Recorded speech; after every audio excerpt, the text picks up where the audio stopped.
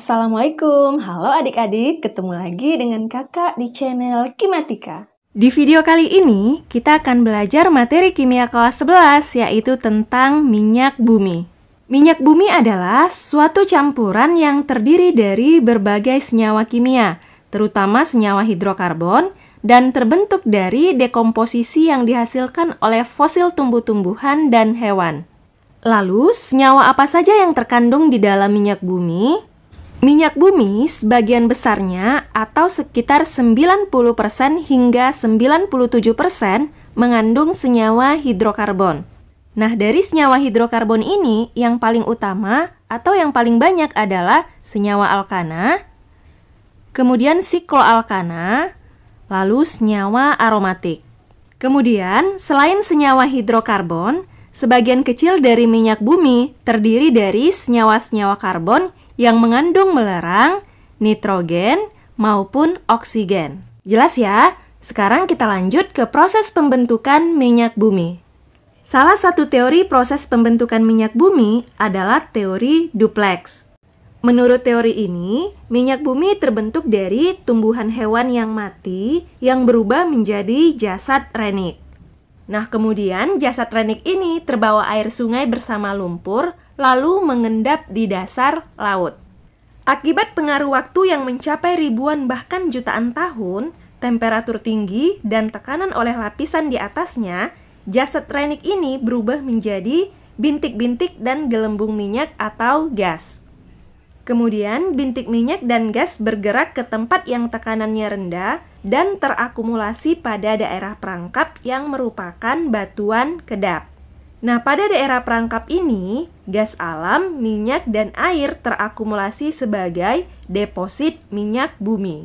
Kemudian, karena proses pembentukan minyak bumi memerlukan waktu yang sangat lama, maka minyak bumi dikelompokkan menjadi sumber daya alam yang tidak dapat diperbaharui.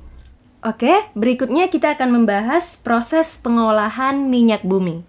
Untuk memperoleh minyak bumi, pertama kali yang dilakukan adalah penambangan atau proses pengeboran. Kemudian, dari hasil pengeboran ini akan diperoleh minyak mentah yang disebut juga dengan crude oil. Minyak mentah yang berwujud cairan kental hitam ini belum bisa dimanfaatkan ya.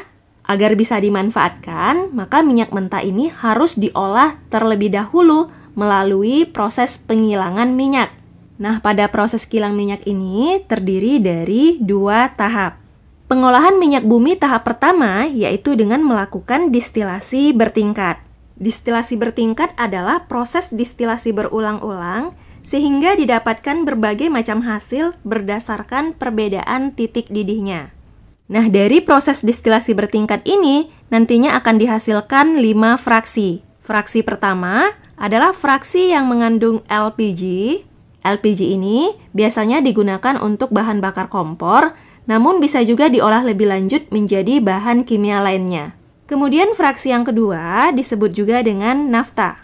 Nah, dari nafta ini pada pengolahan selanjutnya akan diperoleh bensin atau bahan petrokimia yang lain. Selanjutnya fraksi yang ketiga atau fraksi tengah adalah fraksi yang mengandung kerosin dan aftur.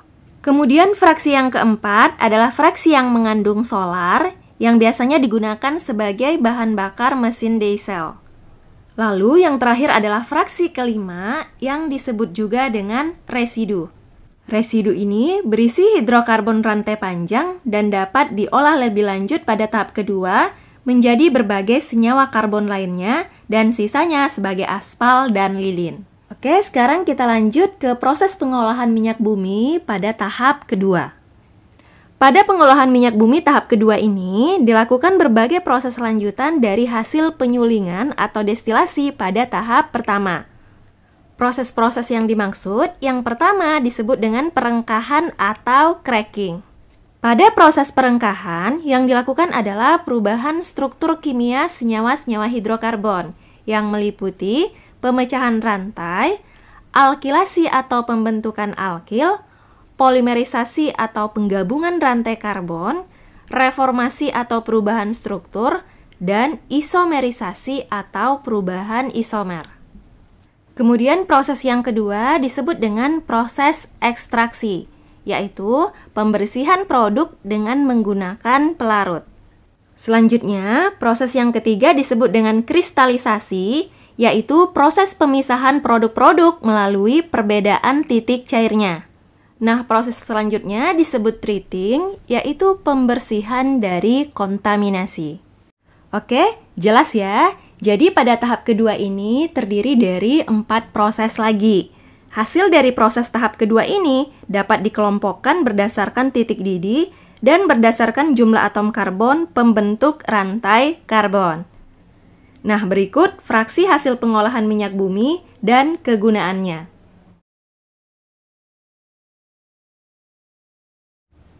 Oke, sekarang kita lanjut lagi membahas salah satu fraksi atau hasil dari pengolahan minyak bumi, yaitu bensin. Bensin adalah fraksi minyak bumi yang mengandung N-heptana dan isooktana. Kemudian bensin ternyata terbagi lagi menjadi beberapa jenis. Nah, pembagian jenis-jenis bensin ini itu berdasarkan dari kualitas bensinnya, di mana kualitas bensin itu ditentukan oleh bilangan oktan. Semakin besar bilangan oktan, maka semakin baik kualitas bensin. Apa itu bilangan oktan? Bilangan oktan adalah ukuran kemampuan bahan bakar mengatasi ketukan ketika terbakar dalam mesin. Bilangan oktan ini juga menunjukkan jumlah isooktana dalam bensin. Jadi misal salah satu jenis bensin yaitu premium memiliki bilangan oktan 80. Nah, ini artinya 80% dari premium ini terdiri dari isooktana, sedangkan sisanya yaitu 20% terdiri dari N-heptana. Oke, jelas ya? Sekarang kita lanjut ke pembahasan contoh soal.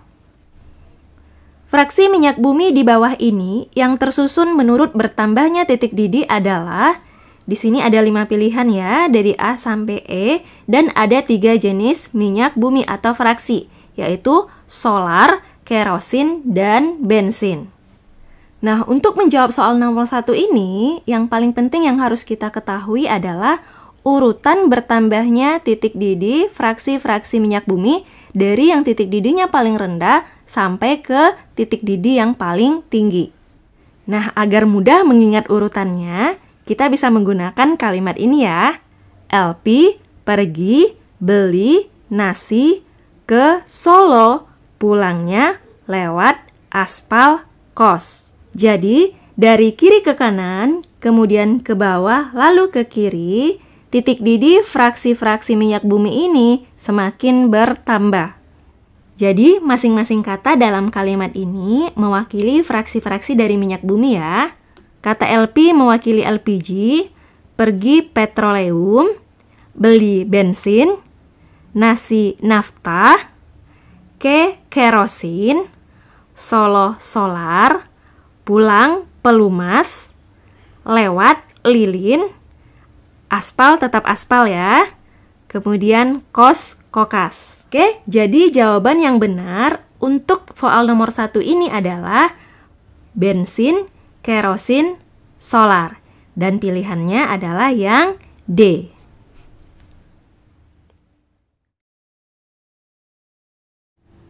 Tabel berikut merupakan data hasil pembakaran 100 gram bahan bakar yang berbeda. Berikut jumlah CO atau gas karbon monoksida yang dihasilkan. Di sini ada 5 jenis bahan bakar ya. Untuk bahan bakar P, CO yang dihasilkan adalah 10 ml. Bahan bakar Q, CO yang dihasilkan 20 ml. Bahan bakar R, CO yang dihasilkan 2 ml. Bahan bakar S, CO yang dihasilkan 5 ml. Dan bahan bakar T, CO yang dihasilkan adalah 8 ml. Dari data tersebut, bahan bakar yang mempunyai bilangan oktan paling besar adalah, ingat, bilangan oktan adalah bilangan yang menunjukkan kualitas dari suatu bahan bakar.